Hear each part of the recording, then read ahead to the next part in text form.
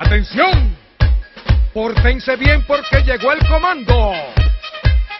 Poniendo el orden. Y es que ¿cuál es? Una boca por aquí. ¿Dominicano usted? Yo soy venezolano. Ah, usted es venezolano. ¿Eh? ¿Y a qué se dedica usted? Yo trabajo en construcción. Yo vengo de Maní. En de maní, y arepa, cachapa. Ah, no, yo no sé lo que está. ¿No sabe lo que es cachapa? Vamos a dar una chequeadita. El comando Pachuco Show y Bonzamí. Comanda, mire. ¿Y eso? Explíqueme.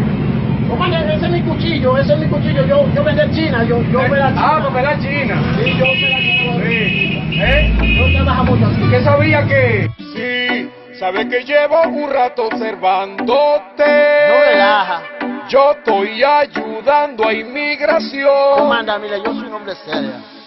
Y si los papeles tú no tienes en orden, Están en el casa. te voy a montar en el camión. Anda al diabla. Uf, oye jefe, no me vaya a deportar. En esa camioneta no me voy a montar. La cosa está mala, es que hay que estar chulo. Ush. Ya, muestre sus papeles, no me digan nada. Y si no lo tiene, lo voy a deportar. Váyase montando o si no lo empujo. Jefecito, no me empuje tú la súbame al pasito. Tanto que me gusta este paísito. Yo le voy a dar algo de un chancecito. Te repito, súbete a la buena en ese camioncito. Para que te evite un problema conmigo. Que te digo a ti que yo doy chancecito. Suba, suba. Le va a dar 4,000 pesos que traje conmigo. Me voy a montar en la camiona. No quiero problema contigo.